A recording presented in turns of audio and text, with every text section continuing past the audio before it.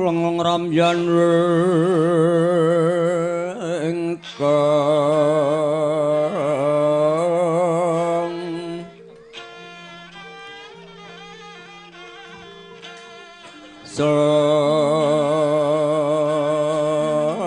sasongko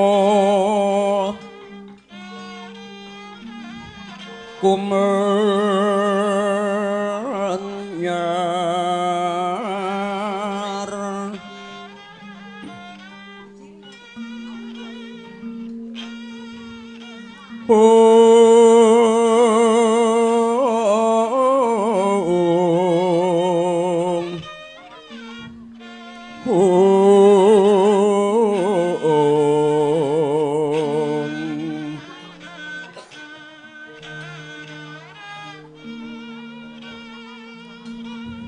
mangrengga ruming puri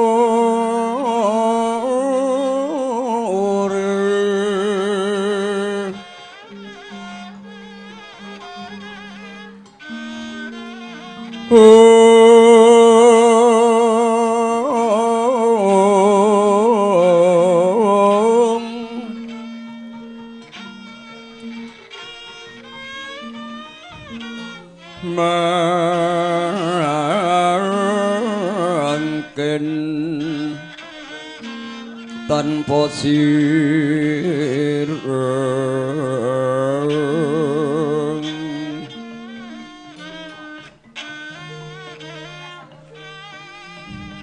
halap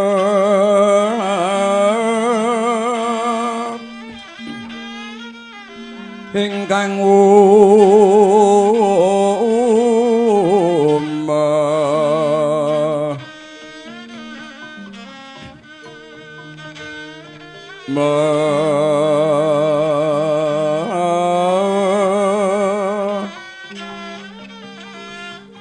silir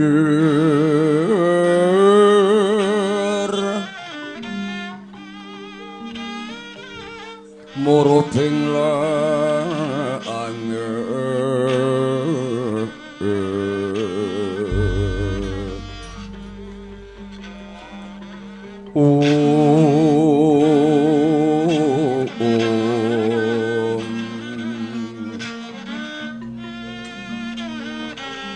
Kian sarwa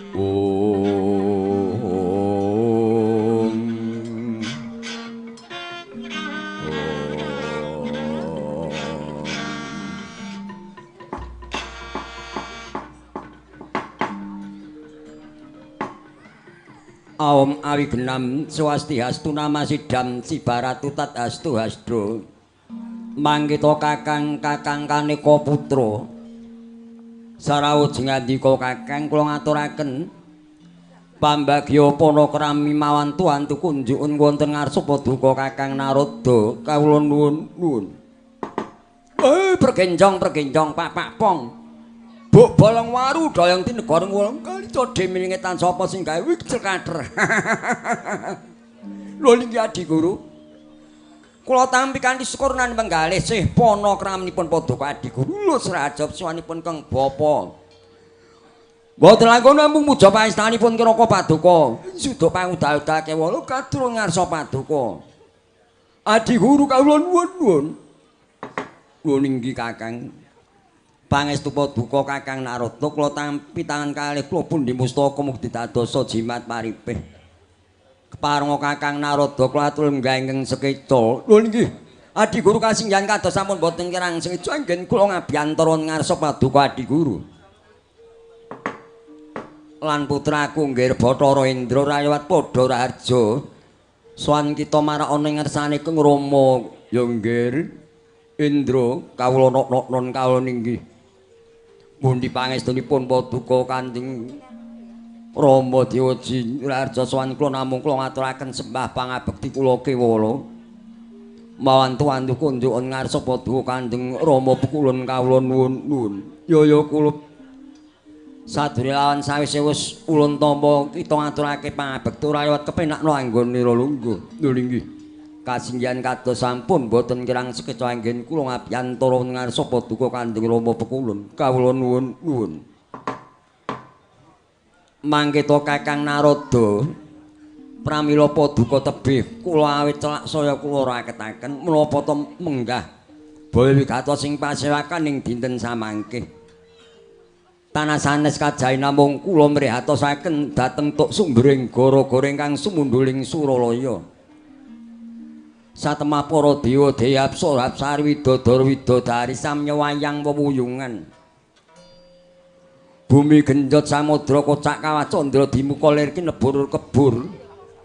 Rengating sunguling lembu andini ngantos kadosan jebol-jebol korining sela matangkep Kakang. Menika gara-garanipun menapa kepareng Paduka kula aturi paring dawuh. Lho niki Adi Guru. Sanajan kula menika mboten matur kekiraanipun Paduka menika menapa awit Adi Guru menika sak kelangkung pana keplasing cipta tegesipun Paduka menika ngertos saderengipun winarah. Wasan jagat triloka menika sampun rinegem dhateng Paduka Adi Guru. Pramila kula pula matur pirsasat kados dene samudra sinarman mboten wonten guna paedahipun. Kakang Narada, kula nitimbang ngadhawuh Adi Guru. Najan kula sampun ngawuningani menggah lelampaning keng deng kelampahan angin menawi kula batang persasat kados dene kula batang cangkriman ulun pribadi. Pramila amrih prayoginipun kinarya kangge pambukaning kandha kepareng Paduka kula aturi. Inggih menika ngendika ingkang prasaja menapa to ingkang ndadosaken gara-gara menika Kakang menapa wonten sila kembar warna menapa dene reksa ingkang mawa teja menapa dene wonten pandhita ingkang malih tingal menawi wonten sila kembar warni kapundhuta pinangka gantos ompak ing bale Marcukundha menawi wonten reksa ingkang mawa teja kapundhuta kinarya gantos ompak ing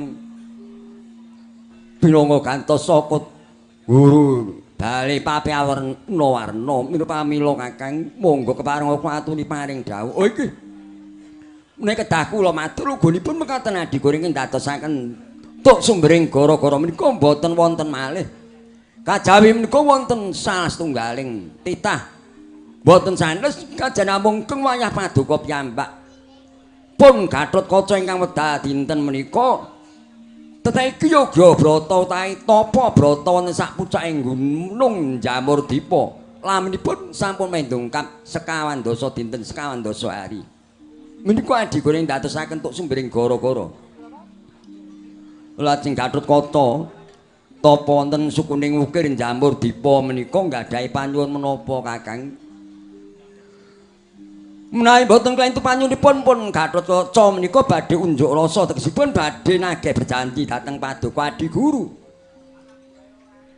Sabab menapa dok nalika Gatotkaca tasih jabang tetuka tasih alit sampunatipun Paduka dadosaken jagoning dewa ngirnaken Alendra inggih inggih menika pun Prabu Kala Pracana kayan pun Patih Sekipu.